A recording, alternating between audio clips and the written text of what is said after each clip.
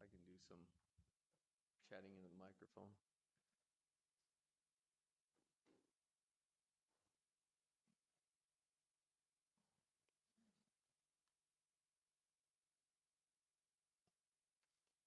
Should be getting close now.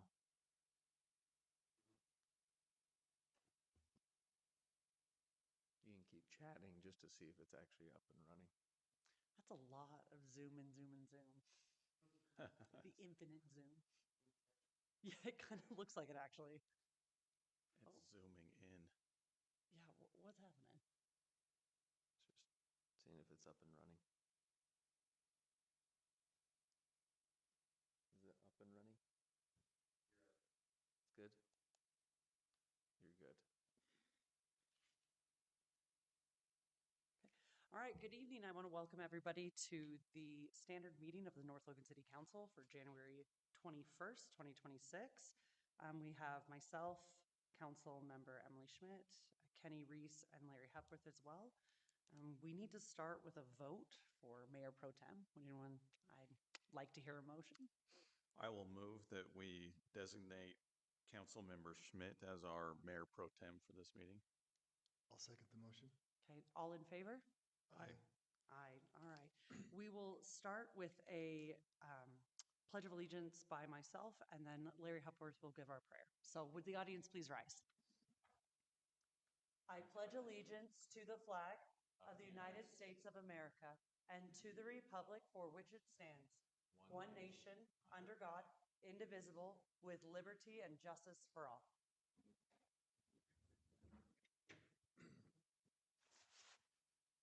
Our kind and gracious Heavenly Father, we pause to give thee thanks for this beautiful world and valley that we have an opportunity to live in. We pray that we may be wise stewards, that we may have the wisdom and the knowledge to listen and move forward with good planning and ability to build community. We are grateful for all our many friends and neighbors and those around us that work together to make this a great community. We ask these things and ask for wisdom in our knowledge and understanding. And this we ask humbly in the name of thy Son, Jesus Christ. Amen.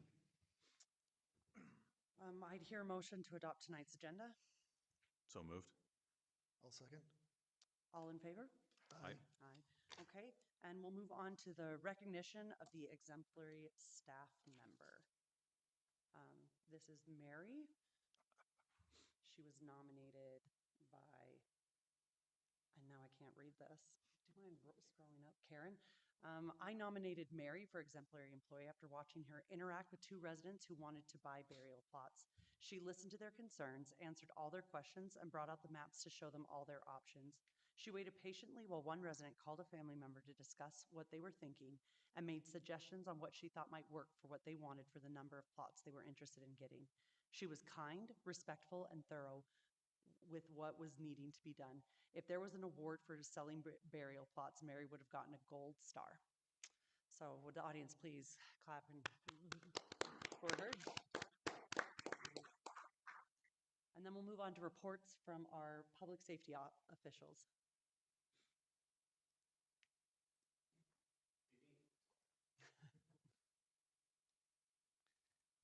All right. I wanted to start first with our stats for the week on there.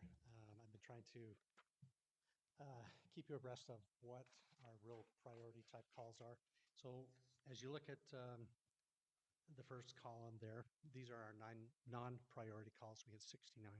For our priority, we had 35 for a total of 104 this last week from the 11th through the 17th on that. As you look in the green column, the priority calls, these are the type of calls that we're dealing with. These calls take generally a larger amount of time for our officers to investigate, and they're usually more serious and require more follow-up. Of note, again, is an aggravated assault. So last year in 25, we had 5 total. This year, from January 1 until now, we have had 5 already. Oh, man. On that. So we're starting to see some of our more serious calls go up. We had another sextortion / pornography call that we investigated that came in from the Attorney General's office that we're investigating on that, as well as several domestics that we dealt with, several medical emergencies, and accidents that we were dealing with too. So this week, our guys were busy. Um, I wanted to also, I talked with Mayor Peterson this last city council meeting, and one of the goals that she had was for the city council to become more familiar with the police. And I approached her about an idea that I had that I wanted to present to you. She was on board with this. But the month that each of you are taking turns writing the newsletter, we'd like to offer that also as a month that you would come to a ride along with an officer if you so are so inclined to do that. That'd give you an opportunity to kind of ride with us, see what's going on. And as we work through the year on that, that would equate to about 2 times that you'd come out during the year as city council members. So that coordination will come through me. We'd like to offer that to you if you're inclined to do that. I would like it. I know I'm in the month of February, so I will get with you Okay. to coordinate a meeting. I have done it, having done it before, I can highly recommend it. It was a great example of the fantastic people you have working in your office. Okay, thank you. Yeah, I did it too and enjoyed it. So Okay. I'm And we'll make it the schedule available too. So if it's better for the mornings for you, we'll do a morning shift. If it's better for the evenings or afternoons, we can do that. So as you work with me, we'll make that happen on that. What's the length of those? Just like a 4-hour block? Usually we're going for 2 to 3 hours. It really kind of depends on what we get into. Sometimes you stay there a little bit longer than you planned because you Okay. need to. But it was, Understood. like I said, it was fantastic experience. Yep. So for the year so far, we've had 277 traffic stops, which is fantastic because our calls still are going up. We're seeing some more serious things, but our guys are also increasing their awareness out in the public. They're being visible, which is what we want them to do. And for city council members, it's easy to say, "Yep, there's there's North Park guy that's got another guy stopped." So we're trying to be visible, trying to enforce the things out there with that. The last thing I wanted to update you on was this, the e-motorcycle. This is what is being proposed to work through the session right now. It's not law, it's not final, but it does several things that I think will help us as a city and as a state. It clarifies the definition of the class 1, 2, and 3 and the regulations associated with that. It also clarifies the definition of electric motorcycles, and it ties that or those vehicles under the regulations already established for motorcycles on that, which is really good. It also requires a safety course that they have to participate in and receive a certificate. It makes it also so that e-bikes and e-motorcycles are or can be impounded by law enforcement. So there's some really good things here, and it still gives the city the option to regulate the use of the vehicles in their city or on their sidewalks or trails or things like that, or to add restrictions to that. So it gives us some teeth and some ability to flex as we need to. So I'll keep you updated on this, but this is kind of for your information as you're going through. This is what's being worked on right now. Were you able, has this gone to, what's the word I'm searching for, where they discuss it amongst the committee? Has it gone to committee yet? Do you know? It has not yet. Okay, on that. then I will keep an eye out for when it goes to committee because I'm interested to see what that discussion looks like. Thank you. Sounds good.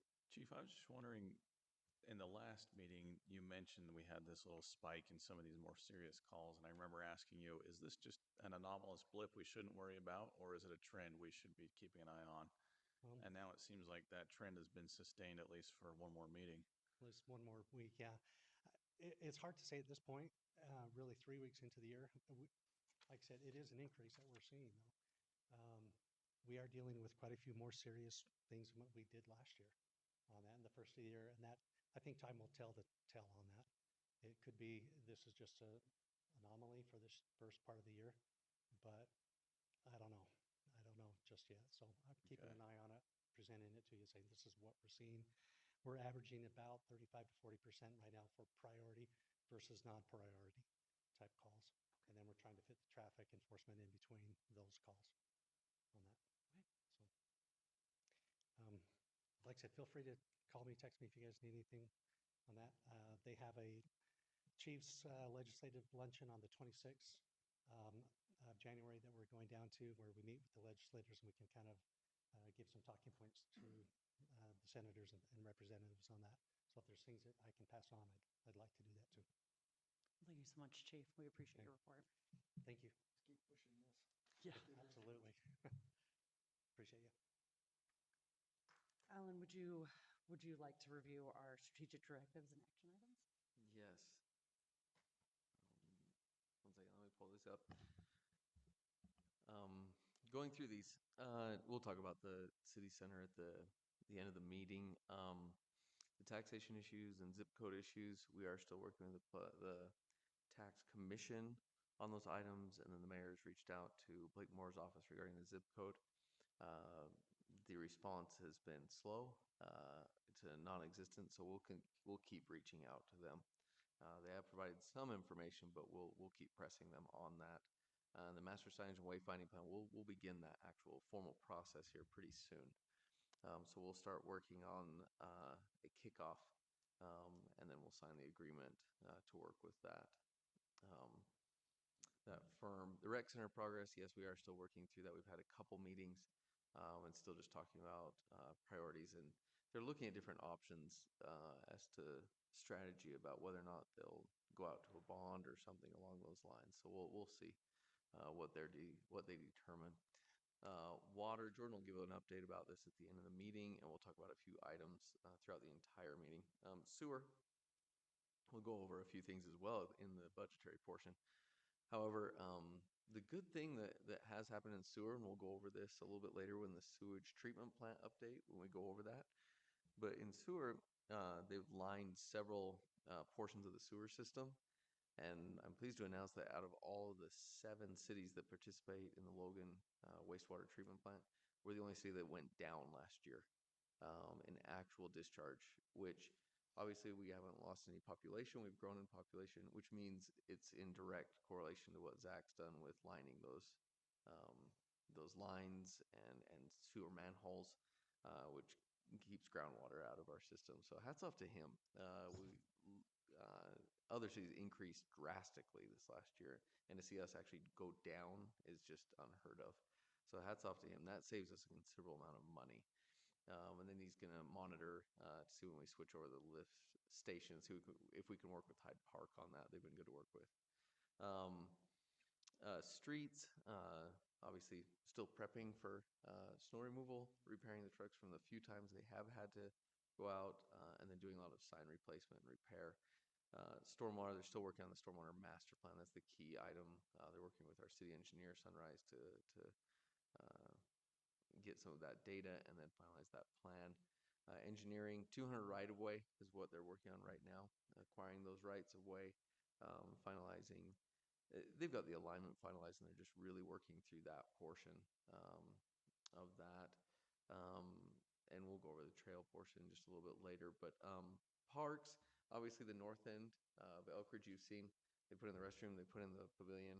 They'll order tables for that. They'll finalize the area around the pavilion, which will have some stormwater component and then some sidewalks that they'll install. That's all part of the RAPS grant that we received. Trails, we do have that large grant for the Bonneville Shoreline Trail. They're finalizing the alignment, and they'll go out to purchase some of the rights of way. We've already worked with each of the property owners on that, so we'll be finalizing those acquisitions where needed to work with those property owners. It should be a win-win opportunity for those property owners as well. We did receive a grant for the canal trails for the safe routes to schools. That's from here at the city office, because we're right next to Greenville, south to 2200 north along the Twin Ditch Canals is what we call them. We received a grant for that portion, and so they're finalizing the property description for the easement throughout that, and then we'll look at what material we use to install that. Recreation, they have lofty goals as always, but they want to try to implement 20 new programs this spring and summer, which is just absolutely incredible while they're prepping for their already programs that they operate. So you'll see a list there in that column of all the things they're working on. The facilities, Google Fiber, we have run to almost every facility at this point. Dathan has been working on that. That is fantastic news because our treatment plant used to be on other less reliable sources, and that's probably the #1 site in all of the city to have the most reliable internet that runs and operates our water system. So that is fantastic news. Hats off to him and Zach for coordinating that. but to have Google Fiber there, and it saves us literally thousands of dollars a year having Google Fiber to each of our different facilities at this point. So that's been a really good return on working on that franchise agreement. Cemetery, they are still working on the shed construction. It's mainly the designs right now to get to the building department so that they can move forward on that. Community development, we'll go over a few things at the end of the meeting. Scott provides that list of things coming up in each of the meetings. But obviously City Center and the D.L. Evans Bank is coming in on the corner there. Those are some of the projects. Economic development, we've sent out a couple packets for a few businesses. We'll go over those. Hopefully those have a return in the next few weeks, and I'll keep you posted as we work through that. Treasurer, she's working with Final Site, which is the new Parlant, and they've made some significant upgrades. Debbie's been working on that pretty hard to get them to update a lot of things within our system. Human resources, obviously W-2s this time of year, so watch for that. Recorder, thanks for putting everything together. We'll go over a few things tonight that they've put together. Library, in about a month and a half, they'll start implementing several programs. It's incredible to see that they'll be up and running soon. That's kind of unheard of for a library that's being completely remodeled, not only to provide books at this time, but to have programs up and running in the next month or two. So that's really cool. Police, thanks for the report, Chief. And then Chief Thompson, just one update on that. He's been down at the legislature as well, similar to the other chiefs' meetings, helping steer that legislation. And it's fantastic to have them both there to help guide some of that policy as they go through that. And so that's one update in that regard. And then communication, we'll go over several things, but those are kind of the key aspects of what the mayor's been working on, what the council has been working on, and the staff as well, to try and increase communication any way we can throughout the community. I jumped through a lot of things pretty quickly. Are there any other questions or items related to action items and goals? Thank you, Okay, Alan. thanks. Really appreciate that. We do have two consent items. We have our minutes of the previous city council meetings, and we get to ratify an appointment to the North Logan Library Board. Do we have any comments on either of those? Then I'll accept a motion on it. I move that we approve the minutes from the meeting of January 7th, 2026. With the consent items, we can do them together. Okay. So we could do in one motion, correct me if I'm wrong, Scott, we could approve all the consent items. Is that how we would do it? Yeah. Okay, perfect. Okay, then I'll include that as ratifying the appointments as stated. Okay, is there a second? Second. Okay, all in favor? Aye. Aye. Okay, we will now move on to our current action items. We have a public hearing to seek input regarding proposed changes to the master fee schedule related to a cash payment rounding policy for North Logan City. Alan, would you like to review that, and then we'll start the I can go over this quickly. Thanks, Emily. This last meeting, we discussed this, obviously with the lack of penny production in the future, trying to get ahead of this. Several cities have started adopting this. The state has encouraged us to do this as well. Hats off to staff. They've worked with other businesses from the private sector to see how they're doing it, and also other cities to see how they're putting this together. They were ahead of the curve in one aspect. The two bulleted items, up to this point, they've literally been just working with individuals and encouraging more digital and obviously credit aspects of working on that, which is much more accurate. We're not rounding at that point. We're just literally working off of credit or debit in that regard. But then there also is a cash procedure below that. This last meeting, we went over this, and in talking with the recorder, Scott, we felt that it was more important to put this, instead of just a standalone policy or somewhere floating out in the air, to put it as a portion of our master fee schedule. In order to do that, that requires a public hearing, which can take place tonight, to receive input and to talk about what that entails. And then that would become part of our master fee schedule, which is available online. They can look at that. They can see how that works, and just add it as a page to that document. Okay, well, I'll read the instructions and then we'll open this public hearing. Before you begin, please state your name for the record. Speak into the microphone so your comments can be recorded. Please limit your statements to 3 minutes. You are not allowed to combine or bank minutes to speak on behalf of others. Please phrase your opinions in the form of statements, not questions. A public hearing is your opportunity to express your opinions to the City Council, not a time to ask questions of or to expect dialogue between yourself and the Council or City staff. Please address your comments to the Council, not to the public. The Council might ask questions about your comments in order for them to better understand you. In the future, note that if you have questions or need to discuss an issue, you may meet with the City Council members or the appropriate City staff member before the public hearing where dialogue can take place. You may provide a written statement as your input for a hearing. You may read your entire statement or summarize it. The 3-minute limit still applies. You may provide a copy of a written statement to the city recorder. He will make copies for the City Council, and the written statement will become a part of the public record. However, the written submitted statement will not be included in the minutes of the meeting. With that, I would like to open this public hearing.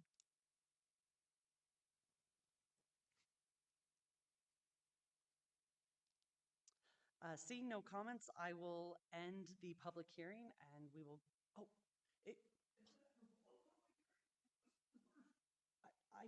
I will say this, we are not doing a public hearing for anything but this right now.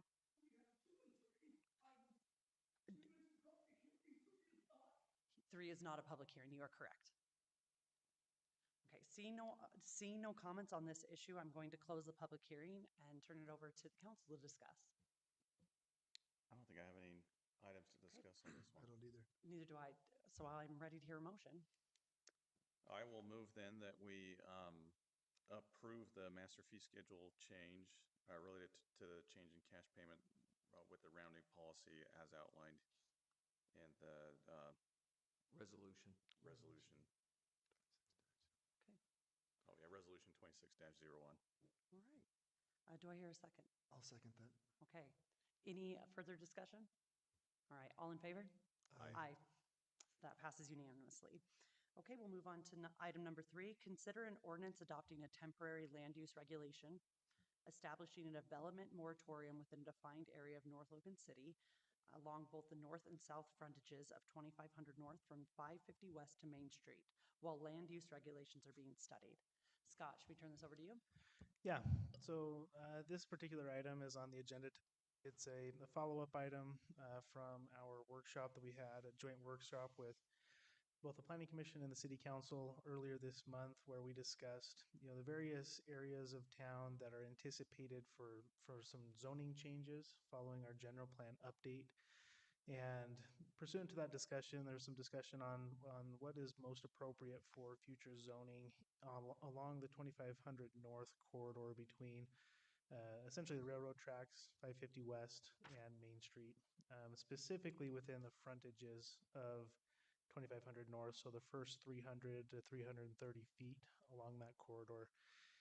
As most will recall, as we went through the general plan and then codified some updated zoning tools in our ordinance this past couple of months, we do have an anticipated zoning classification to be applied to this area, but there is some question as to the timing and whether or not that tool is ready to be applied given the discrepancy between the current land use pattern and the desired land use pattern that is envisioned in the general plan. There's a stark contrast between those two realities, and so from a development regulation standpoint, we'd like just to push pause on development in this area while we study potential adjustments to the existing land use regulation, the zoning classification that we've created in our code, or potentially other tools that might be more applicable in the short term versus the long term.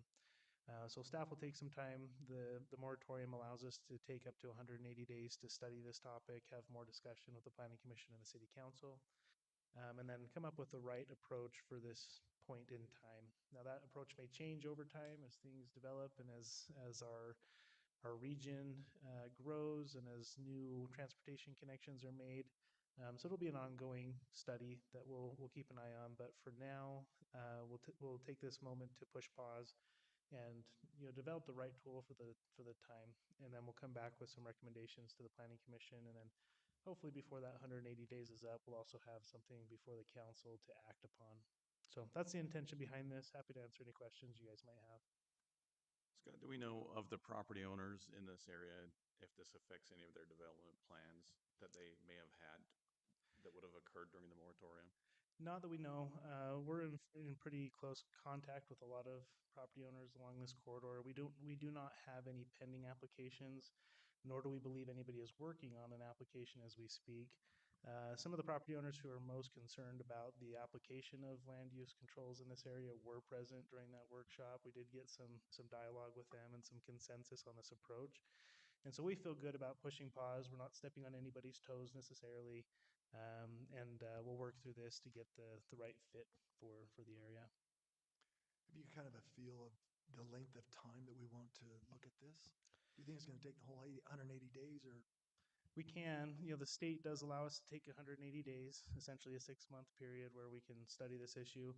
It doesn't need to take that long, but as staff, we'll start looking at it, and we'll start having some conversations with Planning Commission. And depending on how those discussions go and how comfortable they are with, the tools that we're looking into, there may be a recommendation that comes to council before that time period. But there's not necessarily a rush, but also we don't want to, take more time than is necessary. okay? Okay. Any other questions on this, or what the area of applicability would be? Do you know the tools that we're going to be able to implement? Yeah, Is it gonna be- there's a couple that we've kind of been tossing around ideas just informally. We discussed an overlay as an option with Planning Commission and the council in that workshop. We need to study the legal implications of using an overlay, if that would be the right tool. There's obviously options that we can look into with the existing zoning. We can look into just development standards, architectural, material, landscaping that could be applied to any land use. So there's various tools and mechanisms that we'll study. We need to understand the implications, both short-term and long-term. And how do we get from point A, which is the current land use pattern on this corridor, to point B, which is that vision in the general plan, which is a stark contrast from what is there now. So it'll be iterative. The tool that we look into adopting, at the end of this, it likely will change over the next several years, but we'll keep tabs on it. So within that moratorium window, we'll have some follow-up workshop with the Planning Commission, the City Council after this study has been done, to lay those out. Yeah, I think what we'll do is we'll probably study it as staff, take some conversations to the Planning Commission, bat around some ideas in workshop. And then likely, I think it would make sense to come together in a joint workshop with council and Planning Commission to discuss some of the final ideas, and then move forward from there.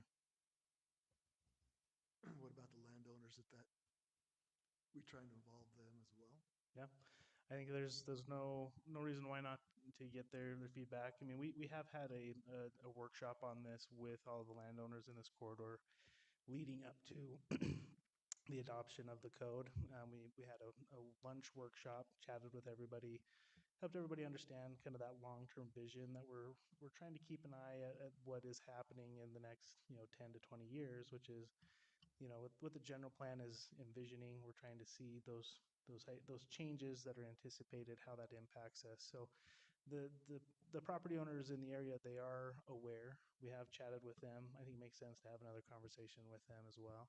But of course, because of this moratorium and we're studying land use controls, there will be public hearings before any action is taken. So it will be a public process, and we'll study the topic as we go forward. Great. Do we have any other discussion? All right, I'm good. ready to hear a motion.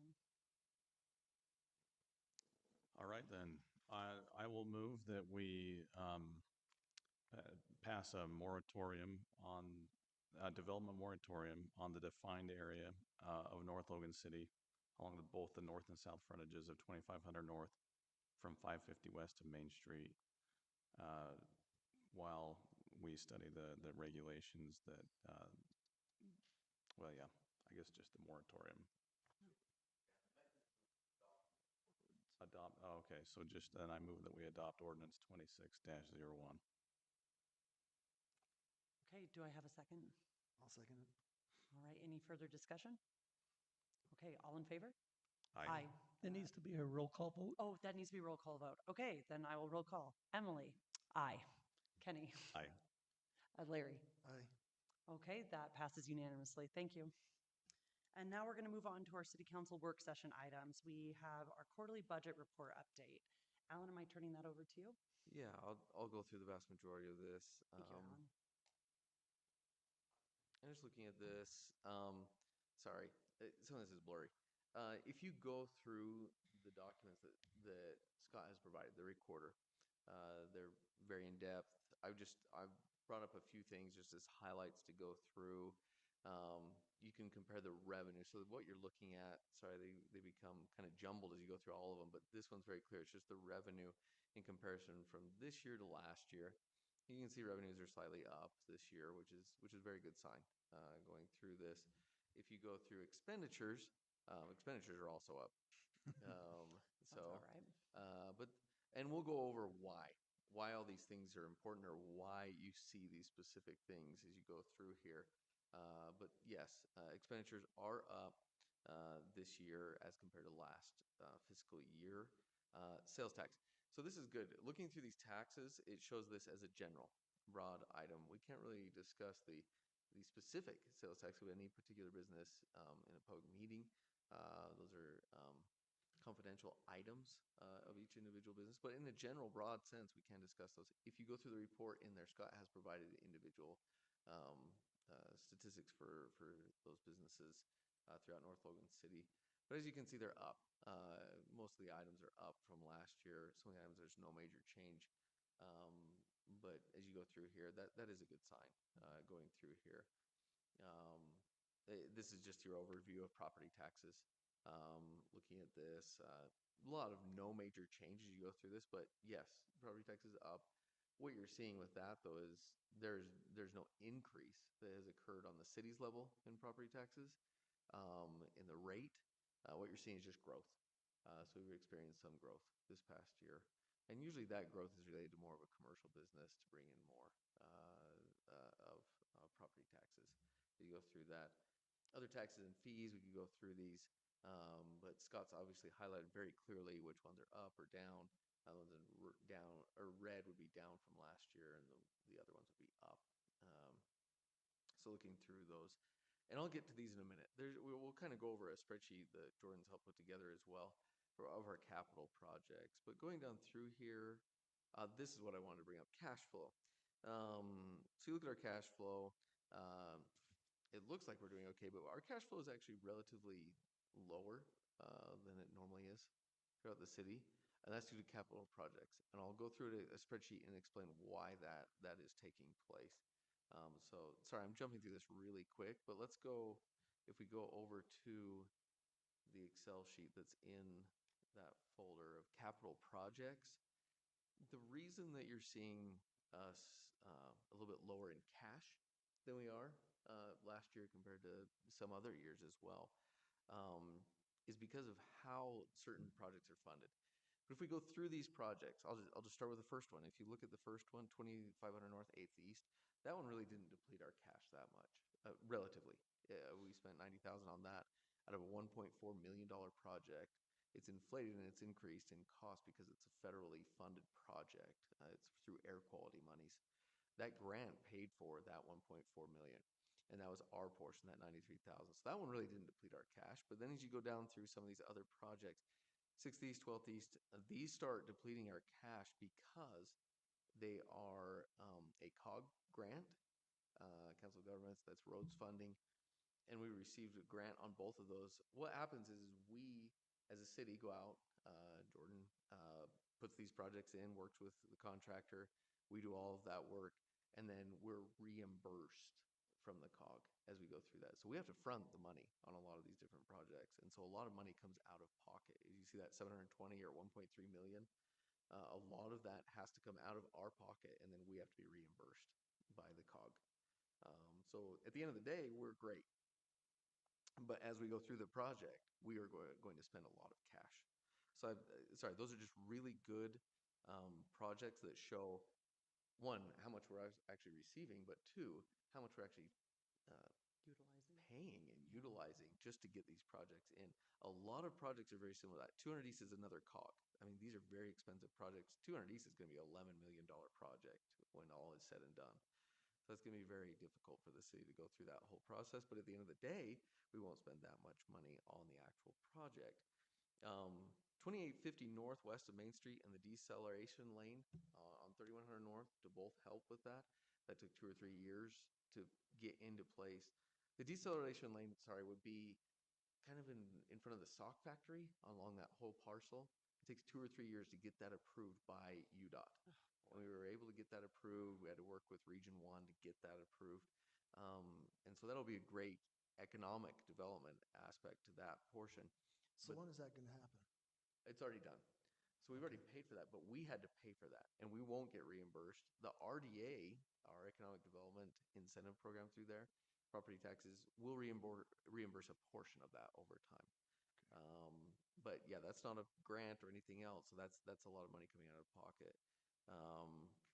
Going through here, sorry, 3100 North, 12th East. We won't start on that for a couple of years. That really doesn't take a lot out of our pocket. These ones are big ones, though. The chlorine contact chamber. So that's a $2 million project. That does not have a grant associated with it in any way. It can't because it's not increasing capacity. It's basically just helping us comply with a new rule from the DEQ. And so that's why we're the Division of Drinking Water. So we're complying with that, but that costs us $2.3 million. That literally comes out. That's a big cash draw. But then as you go through these other ones, they're part of the water bond. Again, it's a $4 million project. That'll be part of the bond, but we have to make some upfront payments and then be reimbursed. That is a tough aspect going through here. Like that literally drains our cash when it doesn't necessarily need to. And well, it needs to, but it's just a clunky way of going about receiving these funds. So it does deplete our cash in some way. Going down through, you see that. That's with a lot of the water projects. A lot of the sewer projects, you look at our sewer trunk line, that's an $11 million project. A lot of that we've had to pay for going through that. But we do have a bond, and that'll help pay for that. But then getting down here, the pavilion and the restroom, those are perfect examples of why that depletes. Because we have to pay for those, and then we're reimbursed through RAPs. But we do pay a portion through impact fees that comes out. That's our match. But then we have to front almost that $325,000 that we are then reimbursed over half of that back to us. So going through this, these are some of the things I'm just trying to point out, and I'm going through this very quickly. Community center is the same thing. Bonneville Shoreline Trail will be the same thing, and then cemetery shed we'll end up paying for that entirely. But this is a very lengthy list of projects, so hats off to all the different departments. This is incredible. This is over $10 million in grants and other options that we've been using and donations to help put in a lot of these. And some of them are bonds that we have. But there are endless projects that our Public Works Department and other departments are working on right now to get these in. So hats off to them. But I wanted to go over this in detail because if you look at our budget and you go back to, sorry, I'll go through to the PowerPoint. The two take-home items that I just want you to look at, there's more than this, but these are the two key aspects. If you look through all the budget and in a way to explain a lot of the things that are in the budget right now that might be different from last year, one, building is down from last year. So we don't have as much building, as many building permits being pulled for commercial and residential businesses. What that means is our building inspection fees are down, our impact fees go down relative to last year, our community development revenue and stormwater revenue, and then property tax growth in and of itself would be they wouldn't be non-existent, but they would be down from last year. That's why you're seeing those things. And then capital projects, we've gone over that. So that explains kind of that cash flow aspect. Now, we're not in extreme worry regarding cash flow. It's down though, and we need to keep an eye on that. And Jordan's working hard to get those items reimbursed so that we're okay as far as cash is concerned.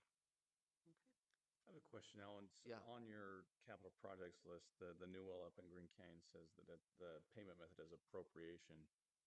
Appropriation from what We're body of seeking government? appropriation from different grants, from the federal and state government. Okay, so it's still grant-based, so we still have to pay up front and then get reimbursed afterwards. Yes, depending on how that appropriation comes through. That one isn't secured yet, and we're still working through those items. So is our cash flow to the point where we need to consider We haven't- prioritizing our capital projects and tabling some that are low priority? No, not at this point. Because we'll be reimbursed on those. And the appropriation, we haven't started on any of that at this point. We have not, you said? No. Okay. Well, do we have any more questions for Alan? I don't. Thank you so much. Very thorough. I really want to thank Scott. You made a confidential report incredibly readable. It was really nice. So I really appreciate that. We're going to move on to updates regarding the Logan mechanical wastewater treatment plant. I'll go over this quickly. Everyone knows about the treatment plant. I'm hoping, Larry, you're new to this ball game. So just a general overview. Can't wait till we get to go visit it. Logan City operates a treatment plant for wastewater for 7 entities, for 7 cities that are participating in that. It used to be what they call the square ponds, kind of a passive system that they use. That didn't meet EPA and state regulations about 10 years ago. And so what they did is they had to put in a mechanical treatment plant. They still use the square ponds as a final process, which does help with water quality significantly. But yes, they had to put it in a mechanical treatment plant. During that process, North Logan became heavily involved. And thanks to North Logan, a committee was established that oversees that treatment plant and the rates that are associated with that. And so North Logan is part of that.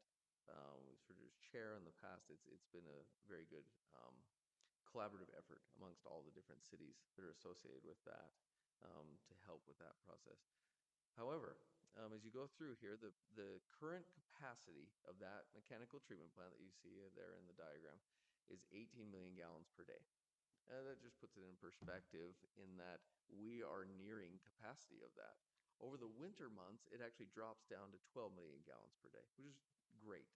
I asked why that takes place, and it's literally when the canals are filled and when the rains in the spring, they see that bump right back up. So back to that infiltration and inflow throughout the entire county, center of the county, that takes it back up to at capacity right now. So literally after 10 years, we're already at capacity for the treatment plant. But there is good news. They've been looking at this every year in order to increase that capacity by 25% to 24 million gallons per day, which will buy us, I think I put this in here, 15 to 20 years of capacity, depending on growth. Obviously, if it grows faster, that capacity, that time duration will lessen. But that will buy us 15 to 20 years by putting in, now I don't know why these are called bioreactors. It sounds like a nuclear reactor. But each of these cells that you can see right here, I'm trying to highlight it with the cursor. They're called bioreactors. So you can see 3 of them right there. They'll add the 4th. So that 4th one is what is needed. Like Moore's office has provided a grant for $5 million, which has helped with biomag delivery. It's kind of a magnetic process that helps in treatment. It's really fascinating. But that'll at least get us for the next couple years. So we're not exceeding capacity. But that will buy us 3 to 4 years. The reason that's extremely important is because the 4th bioreactor will cost around $38 million for just that next bioreactor. But the great news is Logan City and the wastewater treatment committee of all the other cities, they've currently saved $22 million in reserve. Logan City collects every year from the user fees $5 million in reserve on average. In addition, Logan City receives just over $2 million in our wastewater treatment impact fee. It was established a few years ago, and that impact fee is just solely dedicated to the treatment plant. And so that's collected with every new business and every new home that's brought into the city. So that brings in about $2 million. into that. So if you just add those together, again, they fluctuate with growth, but on average, it's $7 million. So you look at that, you take 38 million, what is needed, 22 million, 3 or 4 years, we will be fine. That's the great news. That's really good to have that news, because otherwise we have to go out and bond. And bonding is it's at a higher rate than it used to be. When we had originally established this, the rates were at 1% or 2%. You'd be higher than that right now. I mean, just paying interest on millions of dollars on $38 million is just ridiculous. So that is the great news. So we will be able to add that bioreactor in about the next 3 to 4 years. We will have that money saved up. We should be fine. All the cities working together on that.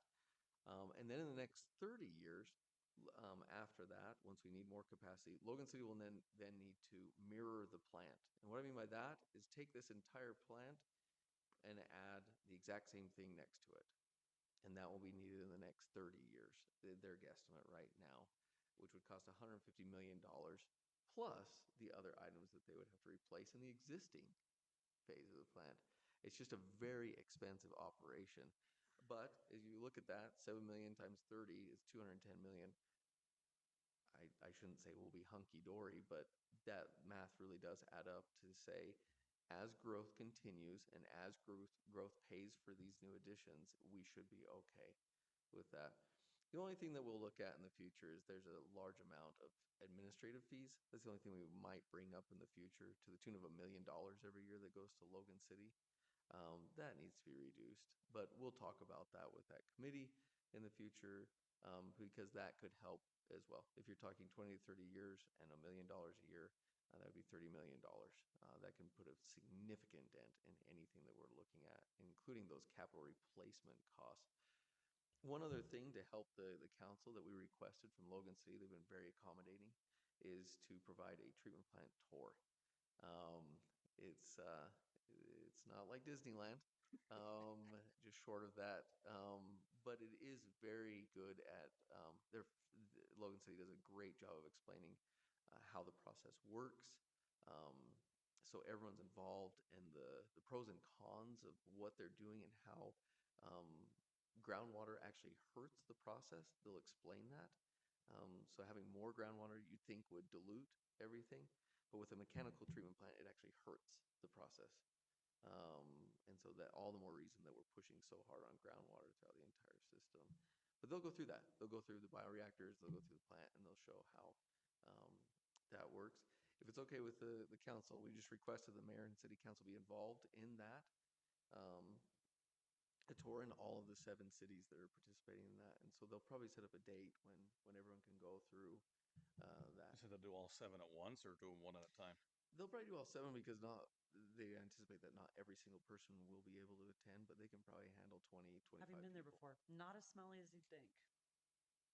Like, I was actually pretty pleasantly surprised. She's probably deceiving you, but along those same lines, it's Bro, had a great conversation with somebody, and I went, oh, we both said, thought this would smell worse. I used to work right next to the sewage processing plant for all of Washington, D.C., and when the wind was blowing the right way, it would knock you over. It was powerful. Well, there were no tears in my eyes from the smell. So regardless, hopefully we can coordinate a date that works well for the council. I think it'll be more up to date and see where those monies are going and how that plant's operating, and what they put into that. It's pretty amazing, all the things that are taking place right there. So just wanted to give you that update, keep you guys in the loop so that you're not. Those are where a lot of monies are going out of the city. Those user fees that residents are paying, a lot of that goes to that, along with these impact fees that new growth are paying. Just so you can see where that money is going. The council needs to be involved in those discussions and decisions. So, but if you have other questions, do you have any questions right now, or you can let me know in the future, and I'll keep you up to date as to when they're looking at a doodle poll or something else to find a date that works well for everyone. Yeah, I'd love to join the tour. Okay. And thank you for putting it on our radar to look out and watch for these transfer fees and, make sure that we're involved in those discussions. Really appreciate that. We'll move on to updates regarding North Logan's water capital improvement projects. Is that gonna be Jordan? You bet. As you guys know, most of you made it to a quick tour of the tank last week, but we are prepping for wall pour number 3, which will take place this Friday. And then they will prep wall number 1 again to re-pour that one. They've already got some rebar and stuff back into that wall, so it'll happen in the next month. So, and then the contact chamber at the mouth of the canyon, concrete work is all done. They're just finishing up electrical work, and they will be filling it and testing it for leaks this week. So that's where we're at. Thank you so much. I got a question. Given the weather conditions that we've had this summer, or excuse me, this summer still? Feels like This summer. fall or winter, have there been any talks of, I know the contractors have concessions in there for weather and things? Has there been any discussion to say the city on the fact that they can reimburse us for those lack of tenting and everything else for the Yeah. So weather conditions? on the on the tank project, we put weather conditions were added days to the project since it goes out into mid-June. They could add. I'd have to go back and look, but they were able to add so many weather days, and they Right. haven't had to use any yet because there hasn't been any weather. The contact chamber was done. They didn't have any weather days worked into that because they were supposed to be done before the cold weather. So, um, yeah, but we've been able to go we're ahead of schedule on the tank because there has Because been of no the snow. weather days? Good. All right, with no more questions, let's go on to updates on Civic Center. I'll just give you a quick update. They're moving into the existing library. I shouldn't say they're moving into, they are well into the existing library, the renovation. They've kind of gutted the older library, which is it's a really good thing to do. The first portion was not built very well. And so going back through and renovating that with everything updated, everything new to what we're looking at with the standards, it'll be a fantastic addition to the library to have that. And then, like I said, the library's been very clever about how they've gone through this because they're using the elbow or the slight angled new area as an area where they're storing all the books, and then going and just the staff go in and out to retrieve books for patrons, which is great. And then they'll start using the community center, like I said, about a month and a half for programming. They'll kind of ease into that and start with several programs. Um, so they're doing a fantastic job right now. The only thing we're working on is still just doing that final fundraising push. We're working with several individuals on that, and things are going well. I would say right now we still need a lot. We still have a ways to go, but things are going well. With that, sorry, that was a very quick update. Thank you so much, Alan. I'm really excited for the library to continue doing all the good stuff that they've been doing. We're going to move on to reports from city officers, boards, and committees. We'll start with Jordan in the back. Do you have anything else to say? Do you have anything to add? Scott, sorry, I'm looking at you. And then Alan will finish with you. I'll just go over 2 items really quick. Just list of upcoming events. Uh, that Wicked Night is what it sounds like, the Broadway musical Wicked. I'm not as familiar as I should be with that. My daughters would be very disappointed. However, this is a program. It's very popular that they put together. And you can go on the rec site for more information. Then the Jane Austen, the dinner / ball / gala that occurs at the Riverwoods. I think they're 3/4 of the way through capacity right now with people signed up for that, which is really cool.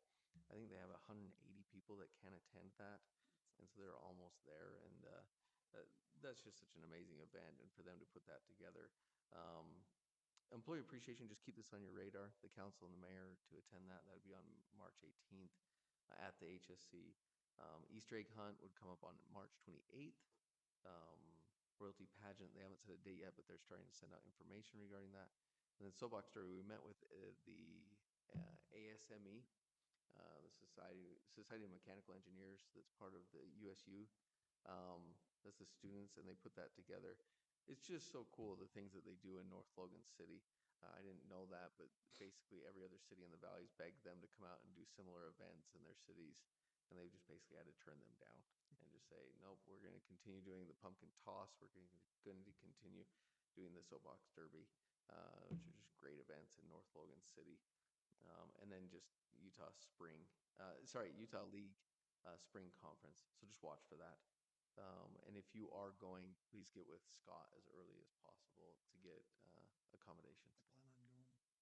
Alan, I ask you this every year, so it's 3 days. If we were only able to attend one, which is the most valuable of the three? Thursday. It's the full day. Thursday's the full day. Friday is only a half day. I think every year it's been about a half day on Friday. Thursday's a full day. Wednesday evening is just really a check-in and they have a get-together. So Thursday is really the bulk of the training. But Friday plan morning on is these. an update, usually from someone from the governor's office, and then the league staff is usually the bulk of Friday morning. Very well done, but it's not a full day. Okay. Okay, well, with that, do you Oh, guys have, Sorry, just one more item in that Sorry. folder. Sorry, sorry. Trans put this together. This is a very good it's just literally a slide presentation. If you go in that folder of reports from staff and you just go through it, he'll show kind of the progress of the where they are construction, right but we now. need permission. At least on my end, I need permission. Can Oh. you get into it? I think it Needs permission. recognizes Oh my you if gosh. you're a threat, so it Okay, doesn't well, let I you. don't love I'm that. not allowed either. I'm not allowed. Nor am Anyway, I. that's fine. You can just show us. I'll share and that with I'll you guys. say something to Trent in our next board Right. meeting. I'll just share it with you at the end of this meeting. But if you go through them, you can just see all the pictures. He's just provided that compilation to show kind of the progress so far. Appreciate that quite a bit. Okay, do you guys have anything that you need to report? We always ask the council. Okay, I don't. our last item is something that I will have nothing to say because this is the mayor item updates and coordination she does with the legislators, the Utah League, the Fire District, the CMPO, the COG, CWC, RAPS, Recreation Center Committee, and many others. I would just think that this is a great opportunity since she's not here. I think it's a good opportunity for us to acknowledge how many things she's doing. But yeah, I don't think she has any updates to give us right now, except that, hey, she's on all No, these right. committees. But she has been heavily involved in each of these items in the past 2 weeks. So just so you know, we've probably had a meeting she's probably had a meeting, I would say, with almost every single entity in the last 2 weeks on here. And it has been in communication with them. And she's on the league board as well, so they're having those communications pretty regularly. So hats off to her. And she'll provide those updates in the future. Probably just touch base on one or two items because it's too lengthy. But to provide that key update as to where she is working with those different entities across the valley. Well, thank you so much, Alan, for that. I'll hear a motion to adjourn the meeting. I'll make the motion to adjourn the meeting. I second. Okay, all in favor? Aye. Aye.